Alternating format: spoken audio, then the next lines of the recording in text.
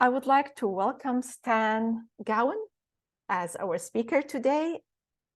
And for those of you who do not know Stan, he is a retired software engineer, and he used early accessibility technology in his job. He is a Mac guy and likes to test out, compare, and critique new apps. Stan is a foodie, and he loves to travel. He helps others through the Reston VIP and also the American Council for the Blind. He gives presentations such as the one he will be giving us today. Stan, the floor is yours. Good afternoon. Can everybody hear me? I hope so.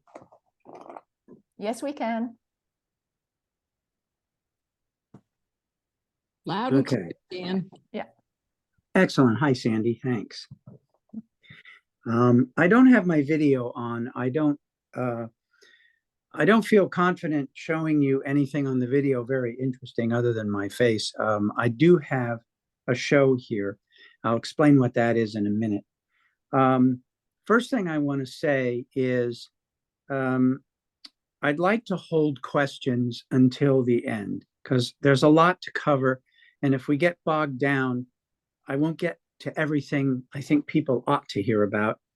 I also want to point out that we probably have a mix of people in the audience, some who have these devices, and I'm going to call them herself for the moment because I really don't want the one sitting here next to me to keep interrupting me by me accidentally saying her real name. I'll also get to that in a second.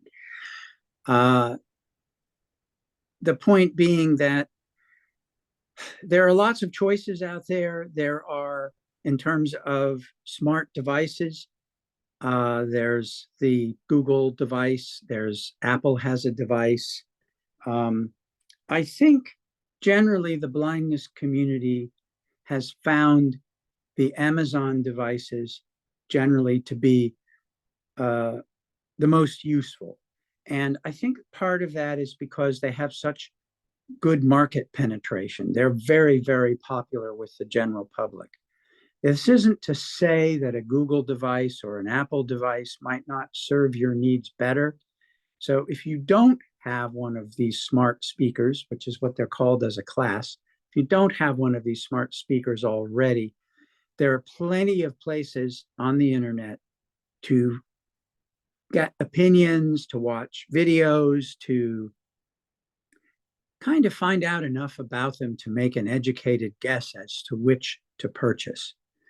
To be honest, I purchased my first Amazon device, which was the original cylinder device, pretty quickly after it came out. So I've been using one in one form or another for quite a while. And there are multiple models in the line, but they're divided into two classes. There's the class that is called the Show, the Amazon Show devices, and these have video screens on them and a camera. And the device I'm going to be using today is one of these Show devices so that I can give you a couple demonstrations of what these devices offer to a blind person or a visually impaired person. The other devices don't have cameras or video screens, and this includes the small devices like the Dot and the original Amazon device. And I hate to use the word Echo because this device right here, that's her name, which brings me to the next point. I have 5 of these devices in my house in different rooms. I have 3 Show devices, one down here where my television is, one up in my kitchen area, and then I have one on my screened-in porch that just stays out there all year. It stays dry, so it's okay. I have a Dot, which is a very small device that can only be called Alexa, and it's here in my music room. I use it when I want to tell the device what music I want to play through my stereo. I'll talk about that. And then we have, as I say, the original device, the original Amazon Echo device, which is in our bedroom. So because of all these devices, Amazon has allowed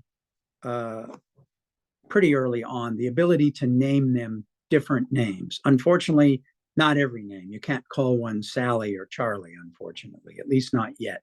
That may come. So you can call, the original ones were Echo. That was the original name. Then you could call them Alexa. I'm sorry, the original name was Alexa, and then the Echo, and then finally Amazon. If someone knows they can be named something else, and I don't mean by that swearing at it when it doesn't get the answer right, which does happen. Basically, it allows me to have 2 or 3 of them in my house and talk to one of them specifically. And this matters because the microphones in them are really sensitive. And it is possible that if you have 2 devices, either on the same floor or an open floor plan, maybe one downstairs and one upstairs, they often can hear what you're saying across multiple devices. So sometimes the wrong one can respond to you. So it's nice to be able to give them a different name. So to make sure everyone can hear herself, I'm going to say herself for the moment. Echo, what time is it? The time is 1:11 p.m. Now, I hope everybody could hear that because it's right next to my iPad where I'm talking to you on Zoom. So hopefully it was audible, because I'm not going to be able to do much. If you can't hear it, you're not going to get very much out of this. So if It was you really loud can't, it was loud and clear, Stan. great. So the first thing I want to say is talk a little bit about what's required to set one of these up. I don't want to go into the, as we say, the weeds on this, because that'd take the whole hour. But essentially, the device needs to be connected to Wi-Fi. So you have to have Wi-Fi in your house. You can't connect it with an Ethernet cable. And although it supports Bluetooth, that's only for, say, maybe streaming music from your phone to the device for some reason. There are other ways to play music on it. We'll get there. But the point is, you have to have Wi-Fi, because there's limited computing power in these devices themselves. So anytime you make a request or ask a question of these devices, your vocal voice is picked up by the device.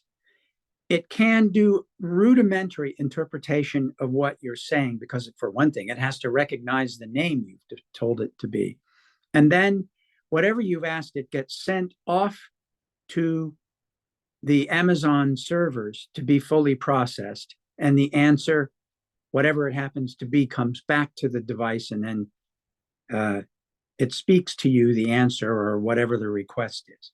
So you have to have Wi-Fi, which means you need to install the Amazon app for these devices on either a computer, and it can be a PC or a Mac, or it can be on an Android or iOS, that is Apple, phone or tablet. So it is possible to use these across multiple pieces of electronics, but you have to have the app as well, because with the app, that's how you'll set it up for the Wi-Fi, because it can detect your Wi-Fi. But for example, if you're like most people, your Wi-Fi has a particular name and it has a particular password, and all of that has to be provided through the app so the device can get on the Wi-Fi network. And the setup is guided, and it is generally accessible, as long as you can use the app, say on your phone, with say VoiceOver or large print or TalkBack on Android, whatever it happens to be. Both the Apple app and the Android app are accessible. And as far as I know, the PC app is accessible. I know people have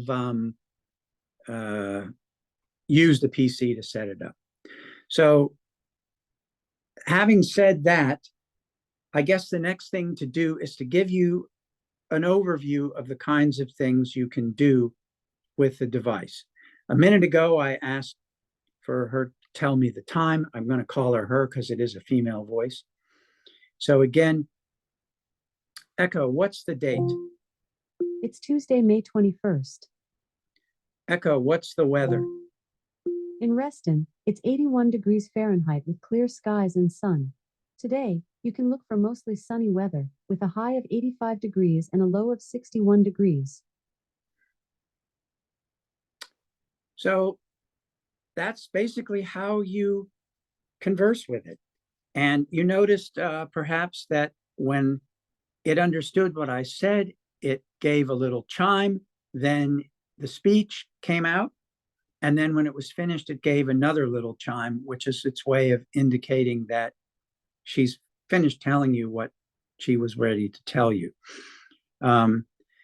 There are all kinds of things that are built in, and then there are additional like apps for these devices that you activate using the app on your phone or your PC, and they are called skills on these devices.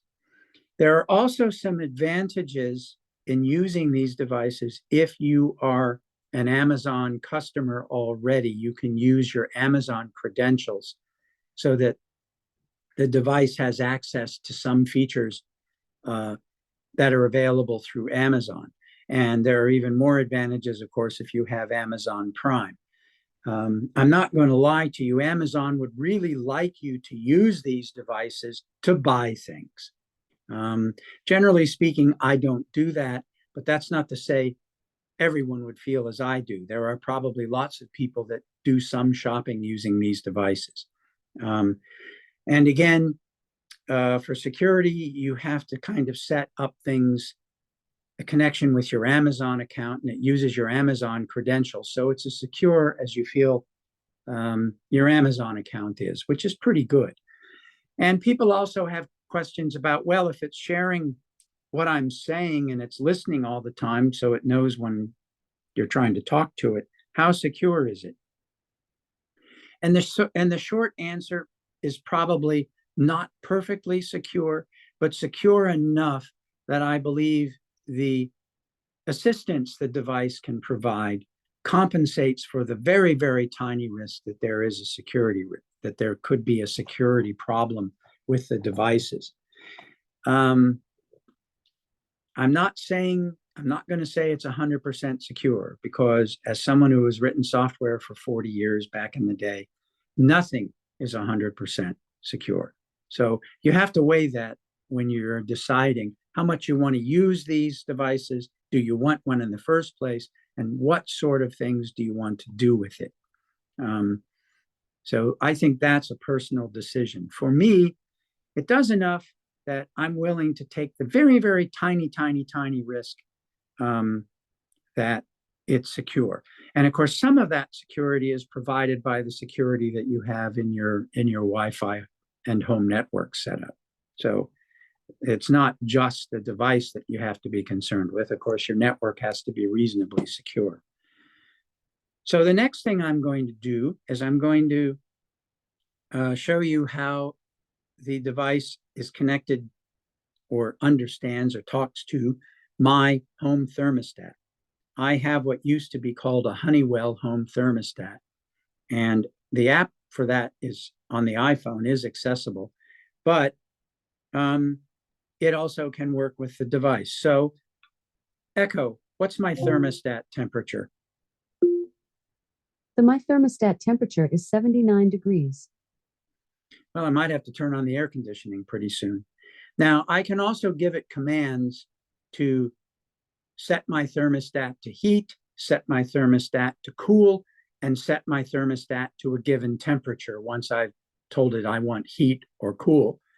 Right now, she's set to off.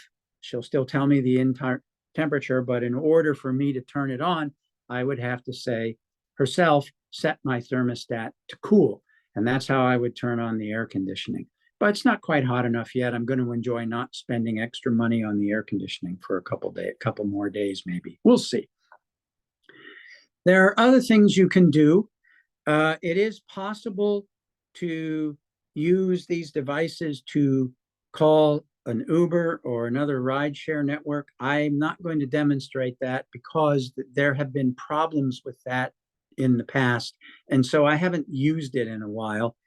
I use my phone for that, but it is possible. I think the next thing people would like to see is just what kind of information can she tell you? Well, you already heard me ask her about local weather here, but let's try something else. Echo, what's the weather in Bangor, Maine? Right now in Bangor, Maine, it's 72 degrees Fahrenheit with partly sunny skies. Today's forecast has intermittent clouds, with a high of 79 degrees and a low of 55 degrees. Echo, what's the weather in Mexico City? Right now in Mexico City, Mexico, it's 79 degrees Fahrenheit with clear skies and sun. Today's forecast has partly sunny weather, with a high of 91 degrees and a low of 62 degrees. Echo, what's the weather for the next week in Los Angeles? In Los Angeles, California, for the next 7 days, Wednesday, 73 degrees Fahrenheit and partly sunny weather. Thursday, 70 degrees and intermittent clouds. Friday, 68 degrees and lots of clouds. Saturday, 68 degrees and mostly Echo, sunny stop. weather. I didn't feel we needed to hear the whole week, and I was also demonstrating that when you want to stop the speech, you just tell it to stop. And works pretty well, and there are times when she rambles on. And anyway, another thing that I use mine for is to follow certain sports teams. And you can go in the app and say what your favorite teams are, but I usually just say things like, Echo, what was the score in the Boston Red Sox game? Yesterday, in an American League East matchup, the Boston Red Sox beat the Tampa Bay Rays 5-0. So that's pretty nice to know. I can also ask things like, Echo, how far is it from here to Bangor, Maine? Bangor is 711.8 miles away by car. Now, when I say here, the device knows that it's where I live in Reston, Virginia. Part of this is because when you give it your Amazon credentials, Amazon knows where you live. Otherwise, how in the world would you get your packages? But it's also possible if you take one of these devices somewhere and can connect it to a Wi-Fi somewhere else, you can give it an indication that you are somewhere else. But you can also do things like, Echo, how far is it from Chicago, Illinois to Phoenix, Arizona? From Chicago, Phoenix is 21 miles away by car. Well, that isn't right, so I don't know why she didn't understand that. We'll try it again. Echo, how far is it from Chicago to Phoenix? From Chicago, Phoenix is 21 miles away by car. So that must mean there's a Phoenix, Illinois. I have no idea. So the point there is she doesn't always get it right. So what I would tend to do is try to ask it,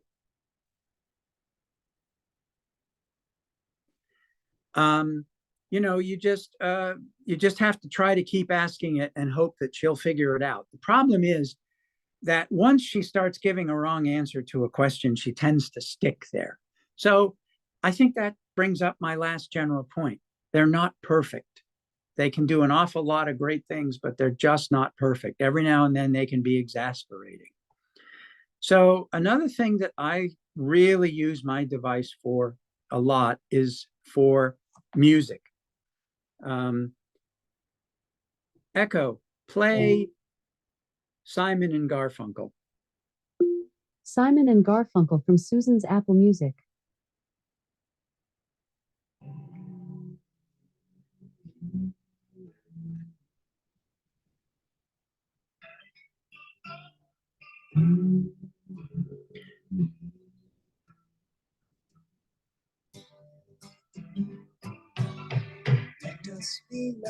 Echo, stop. Now, two things happened there. I could say Simon and Garfunkel. That's true. And it also said it was coming from Apple Music. That's because I've set Apple Music as my default music service. And so if I don't mention a music service, that's where she will attempt to go and get the music I want to play. But I can also say something like, Echo, play the song Texas Sun from Spotify. Texas Sun by Krongbean from Susan's Spotify.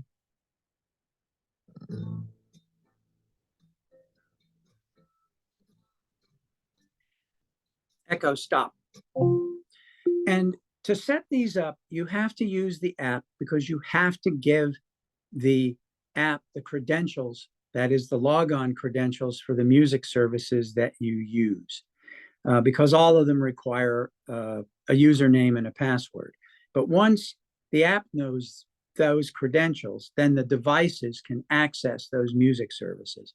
And a bunch of music services are supported, including, but you can also just use the device to play music from a given radio station, if you know the call letters of the radio station. And that is something you don't need a music service for. That's provided either by TuneIn or one of the other internet radio services that the Amazon devices support at no additional charge. So I could say, Echo, play music from WETA radio. WETA Classical from Susan's TuneIn. Welcome to TuneIn.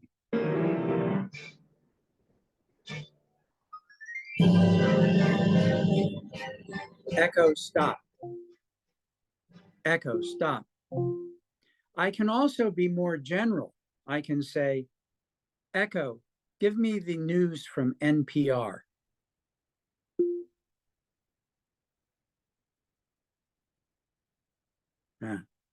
Okay, this sometimes happens too. For whatever reason, she may or may not be able to connect with the NPR news feed at this point. So I could just say, Echo, play NPR. By the way, I can create a routine where I automatically tell the current date, and then play live radio from your NPR member station on weekdays at a time you choose. Would you like that? No. Okay, I will not create the routine. Anyway, that shows Support that for HPR streaming comes from Mobi, a Hawaii wireless company serving the island since 2005, committed to providing personal service to each customer, featuring a locally based customer care team. Learn more at mobi.com. Echo, stop. Apparently, the last NPR station I listened to was their classical music station on the island in Hawaii. So there you go. I wasn't talking to you. The point is, it's also possible to get news from other sources and all kinds of entertainment.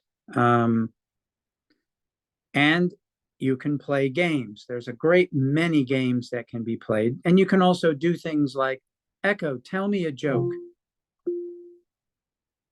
Who's the scariest bodybuilder of all time? Dr. Frankenstein.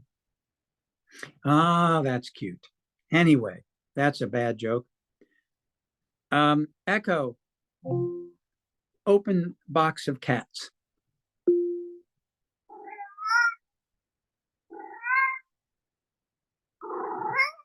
Welcome. You can choose to have fewer interruptions. Do you want to skip the cat descriptions? Echo, stop. Don't forget to come back. The box of cats say bye. So that's just one of the other things. And then there are games. For example, you can play Jeopardy. Echo, play Jeopardy.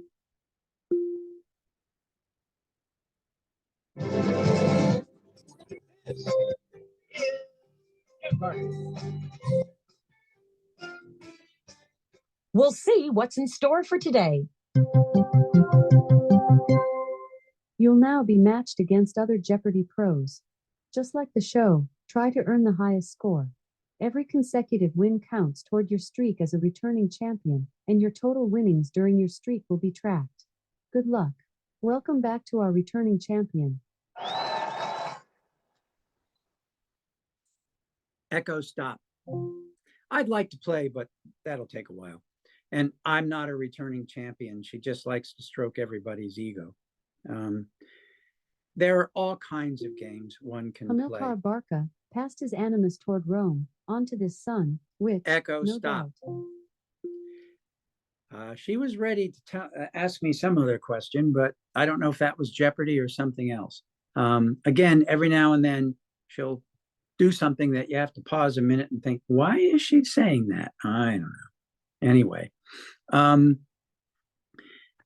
next, I think what I'd like to do is talk about a couple of things that I think are very useful for blind and visually impaired people. First is a feature called drop-in. And this is how you can use your Amazon device to talk to people either in your house, using it like an intercom if you have multiple devices, or you can actually call someone on the device who also has an Amazon Echo device. So, for example, my sister has an Amazon Echo device, and I can say herself, drop in on, my sister's name. And as long as she hasn't set her Echo to do not disturb, yeah, I know, it'll try to contact her.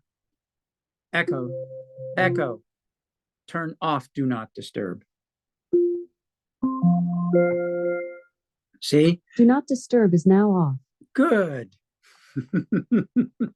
Anyway, what one does to set this up is you go into the app, you go into communication, and you give the app either permission to add contacts from your contact list, or you can enter them manually, but you have to know the login credentials of the person you want to drop in on in terms of what they use on their device.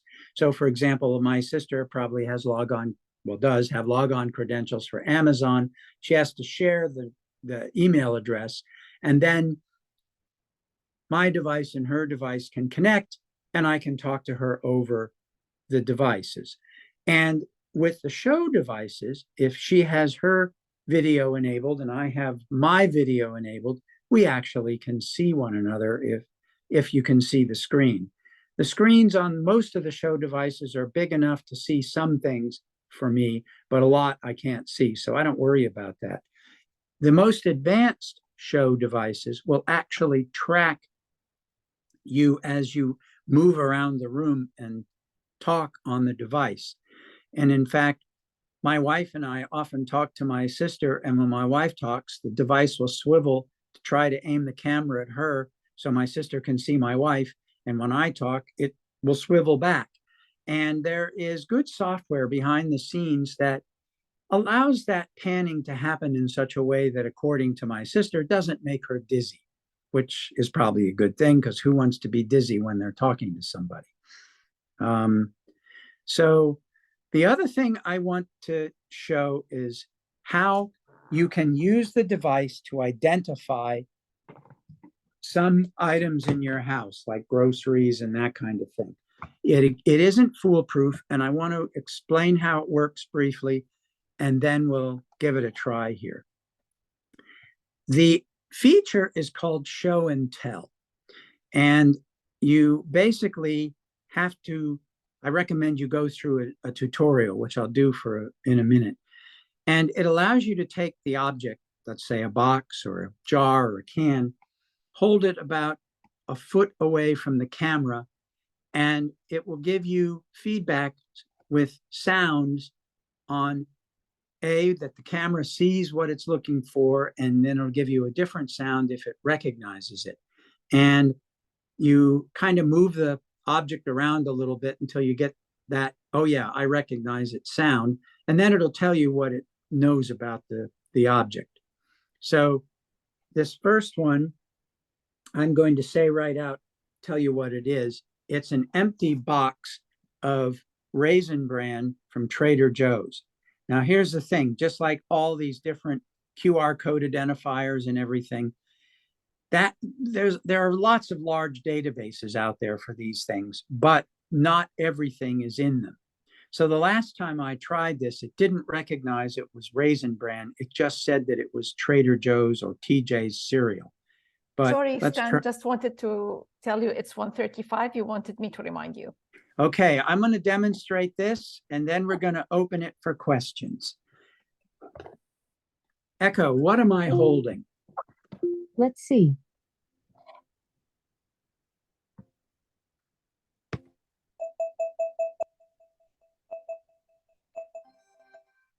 I think that's TJ's cereal.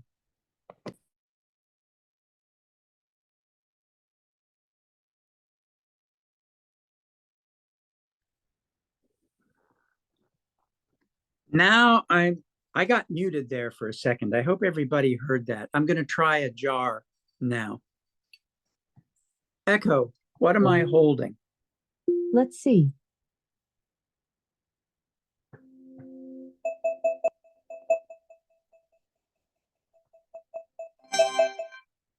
I think that's Carbone pasta sauce variety pack. For more info on this product, say Echo details. Echo details. Carbone in your kitchen. Eat like an A-lister any night of the week with a restaurant quality tomato sauce. Indulge in authentic Italian pasta dishes with Carbone pasta sauce to elevate your home-cooked meals to award-winning Michelin star heights. Award-winning sauce. Winner of the 2021 Echo, People stop. Food Award. So the only sad thing is it didn't tell me what kind of sauce it is, but it did identify it as Carbone tomato sauce. And this is a jar, so it is a round label, which for those who've done this with their phone or whatever, sometimes round, that is labels that curve around a jar or can be somewhat difficult to read.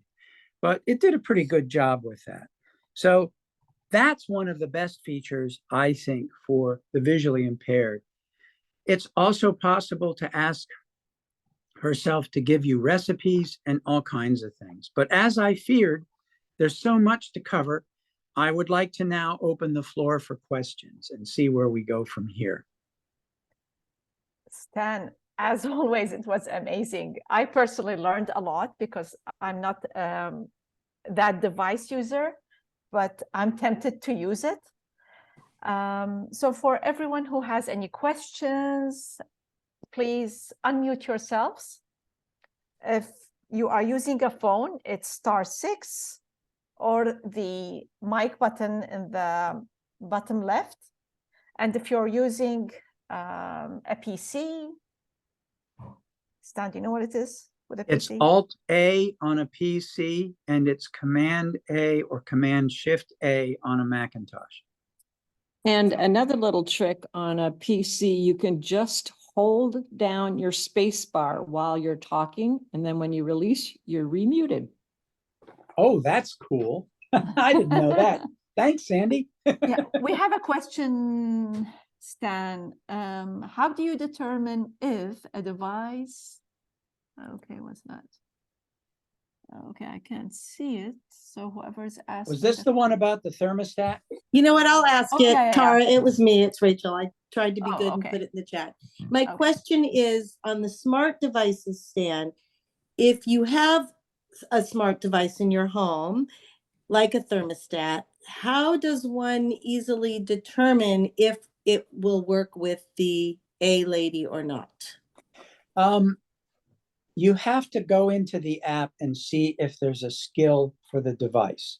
In other words, when we set it up for our thermostat, what the thermostat was called at that time showed up in the list of supported devices. The app has a list, and I understand there are update versions of those lists on the Amazon website, but they're pretty good every time they do an update to the app on your phone or on the PC version or whatever it happens to be, although the PC uses the website, so maybe there's no update. They're pretty good. So if you know your device is called, say, XYZ number 5, and you go and see XYZ number 5 in the list of devices in the Amazon Herself app, then you know it's supported.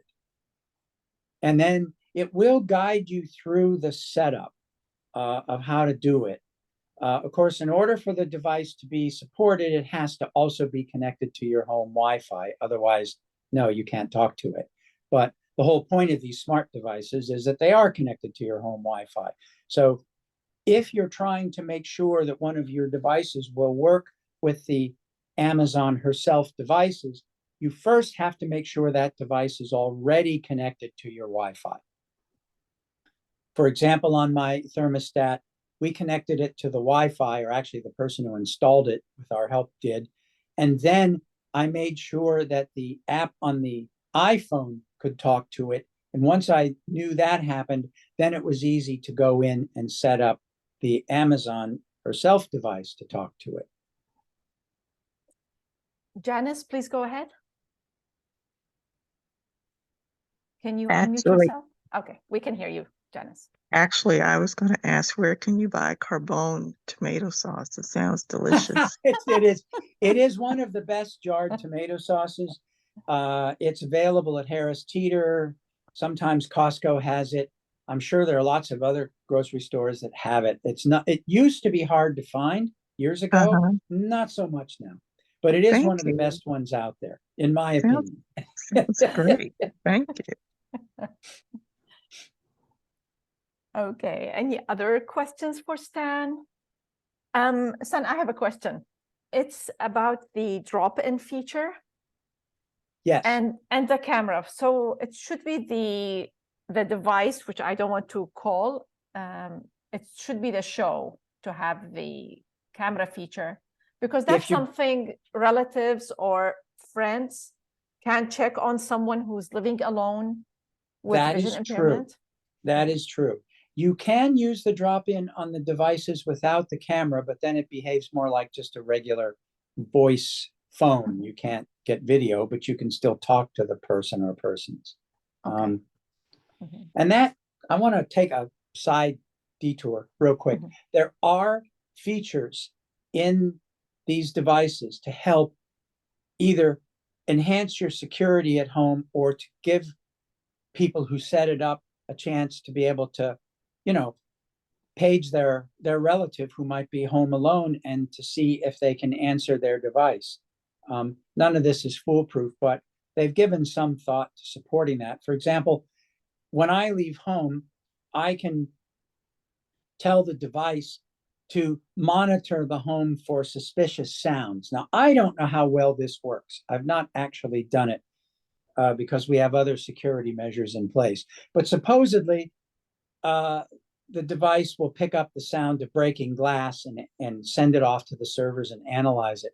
And then the device can send a text message to whichever phone number is on the account that they think there's been a security problem breaking glass at home. Now, I haven't tested this because, number one, I'm not that interested in breaking my windows. So I can't say how well it works, but those kind of features are available on these devices. And can someone make a call?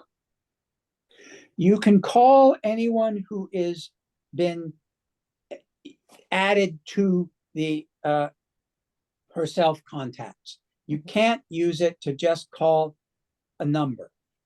Earlier on, that was possible, but there were security issues with that. So I believe that loophole has been closed. I don't think I can ask her to call and then give her a phone number. I could be wrong about that, but I'm not right now. I don't want to test it. Okay. Any questions, please? Oh, it's Judge Leslie Smith. Yeah, I'm old, okay? And I've had Alexa in my house for a couple of years in the box. And it hasn't been put in. I hear you making reference to the people who set it up. Is there some group that will come in and set it up for you? That's one question. And the other question is, if you have questions, is there a phone number that you can call or somebody you can call to get information if you have a problem? The answer to both of those questions are a qualified yes. There used to be a gentleman, and this was several years ago, who had a business going around to people's homes and setting up their Amazon smart speakers. I don't know if that gentleman is still in business, and I would have to hunt around to find his contact. It might be easier if you have sighted friends or relatives who have an experience with the devices themselves, for them to come over and help you. That might be the best choice if you have that option. In terms of help, you can actually, once the device is set up, you can ask it questions, and it will give you basic information on things. For example, Echo, help with show and tell. First, locate the camera on your device. Check to see if your device has a switch located on the top right of your device. If it does, your camera is embedded just underneath the switch on the front. If not, your camera is embedded under the middle button on the top of the device. Second, hold your Echo, item stop. about a foot away. So you can ask the device itself for help. Of course, it has to be set up. If that isn't sufficient and you need help, or you need help setting it up, you can call Amazon customer support. The issue with setting it up with Amazon customer support is if you're having trouble using the app on your phone or on your whatever, then that's not going to help you. You pretty much have to have someone around who can help you navigate through the app in order to do what the Amazon support person asks to do to get your device set up. I wish it were simpler. Yeah. Actually, it was given to me by one of my sons, so maybe I can get one of them to come in.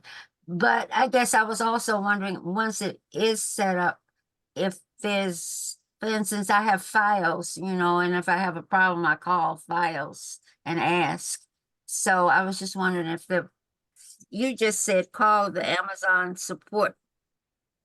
Yes, there's an Amazon support number on the website, but the device itself, for example, if for something happens to your network, it will come back and tell you that it can't communicate. It'll usually say something like, I'm having a problem communicating right now. Now that might leave you in a position where you have to figure out what's gone wrong by yourself. But for example, a couple things have happened to us. One time, one of our Wi-Fi routers stopped working. And the first indication we had that it had stopped working was we couldn't talk to the Amazon smart speaker anymore and get anything out of it other than it was having trouble communicating. Well, that made us open up our phone apps and start looking around and figuring out, oh, our router has turned off for whatever reason. And then we took steps to fix that. And of course, if that happens at your house, you could call Verizon and say, hey, my router has stopped working. Can you send somebody out to help me fix it? Okay. There are and have been in the past network interruptions for these devices, which are independent of what's inside your house. That is really rare, but it has happened a couple times since I've had these devices over the past, I don't know, 10 or 15 years, however long I've had them. But that's very rare, and usually the problem gets fixed by somebody in a few hours. Hey, Stan, can I jump in for a second? Sure. Rachel and then Sure, Tony. Okay, I just wanted to mention that I haven't used it in quite a while, but Amazon does have a special phone number to a special help desk that is for people who have disabilities and have certain accessibility needs. So I can give that to Tara and she can send it out. But there's an 888 number Yeah. that you can call that bypasses the general customer support line so that you get Mhm. people who have been trained to help people who have a vision disability. And also, if I'm not mistaken, I believe Amazon is one of the companies available through Be My Eyes support. And if you have that app, you can then contact this customer, the special customer service folks, and they will have access to the camera on your phone, and they can see what's going on. So I just wanted to throw that out there. That is excellent. I should have mentioned it. So thank you so much for mentioning that, because that's absolutely true. Wonderful news. Saying Be My To- App. What is yeah. it? Yeah, Tony, please go ahead. I only had to say what Rachel just said. Thanks, Okay. Tony. Rachel, would you repeat that, please? My phone rang. I tried to cut it off. Oh, okay. There is a special phone number that you can call if you have trouble with an Amazon device that bypasses the general customer service line and takes you to a special one for people with disabilities and have different accessibility needs. I'm going to give that to Tara if she doesn't already have it to send out, but it's 888-283-1678. So you can call that number. When you said, once you get it set up, if you're having trouble, you don't have to call the general Amazon customer support line. The people on this one are trained to help people who, don't see well or don't hear well or whatever. The other thing is there's an app that you can use on your phone if you have a smartphone called Be My Eyes, and you can reach them directly through the app, Amazon directly through the app, and then the customer service representative has access to the camera on your phone and can see what's happening. So come next month to the Tech Talk, and we're going to talk all about Be My Eyes. Yes. Okay. Any questions? Anybody else who has any questions? Can you hear me? Yes, This is we can hear Kilo. you. Hello, Kilo. Go ahead. I want a couple of questions. Can Alexa translate languages? And also, can I call from my iPhone home to my Alexa? Yes. It has the ability to translate a little bit, but I don't think it's as good as the same service, say, on your iPhone. In terms of an iPhone calling these devices, not as a phone. You can connect the Bluetooth on your iPhone to these devices and communicate using Bluetooth, but that's generally, maybe you want to hear a podcast on a bigger speaker, you can do it on your Amazon smart device.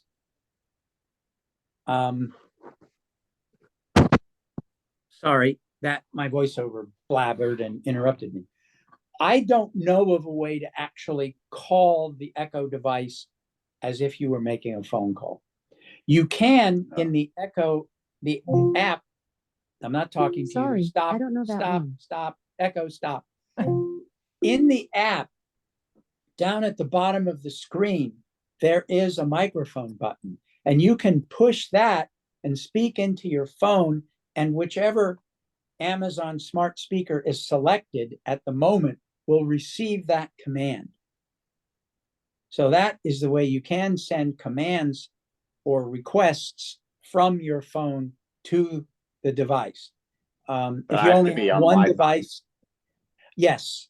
Well, well, you don't actually. If I were out of town, yes, I'd still have to be on somebody's Wi-Fi. Let's say the hotel's Wi-Fi. But for example, when we've been out of town, my wife has called in and talked to our cat over the device. And she does that using the app on the phone and the little microphone button. She'll say that, and it'll go to whatever we set the default device for when we left, and she can then talk to the cat.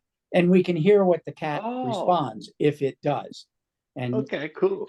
Our cat did that once or twice, and then he was like, "You're not really here to hell with you. I'm ignoring you." But yes, for example, if we were out somewhere and there was a house guest there and we alerted them ahead of time, because it can be kind of spooky for the device to suddenly come on and start talking to somebody, and your voice, if it's unexpected. But yeah, you can do that. Cool. Oh, one more question. Can I get Kindle read to me by Alexa using VoiceOver? Do you know? Can you get which read to you? Kindle, a Kindle book. That's Amazon Kindle. Yes, And yes, but not, yes, you can read Audible books and Kindle books if you have an Audible or Kindle account and it's linked to your Amazon account, then yes, you can read a book on these devices from either service. Now, in the case of the Kindle, text-to-speech has to be enabled by the publisher of the book. Now, all Audible books will speak because they're recordings, but if it's a Kindle book, the author and or the publisher has to enable text-to-speech for the title. And then, yes, it can read it to you. And in the future, but I don't know how soon because it's still in beta, it will be possible to use these smart speakers to read books from the National Library Service. Perhaps when the director comes and does a town hall soon, Yes. he or she will tell us more about that. That will be June 26th at 11 a.m. It's the Deputy Director for NLS who will be our guest for the town hall meeting.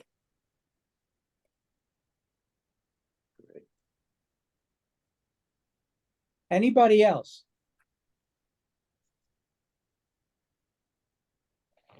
Is it town hall meeting an in-person meeting? No, that's virtual as well, like today's meeting. Okay, thank you. Sure. Okay. Well, Stan, it's 1:56. Yes, we're getting close to the end, but I'd like, if someone else has a question, speak up or forever hold your peace. We have a question. Go ahead. The 888 number that you mentioned, not the prevention of blindness number, but there was a number for people with low vision that need help from Amazon. Yes. What was that number? It's 888-283-1678. Thank you. Thank you. You're welcome. Final question. What was the name of the sauce? The name of the sauce? Carbone. Yes. Carbone. And they have lots of varieties and they're all good. Okay. And something you don't know about Stan, he's an excellent chef. Oh, I don't know about that, but I try. Okay.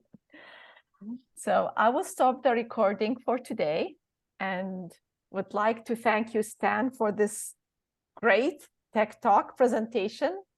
I personally learned a lot. And for those of you who were not able to hear it all, we will send out the recording in the next couple of days. Again, thank you very much again for joining us. And And Tara, thanks everybody for joining.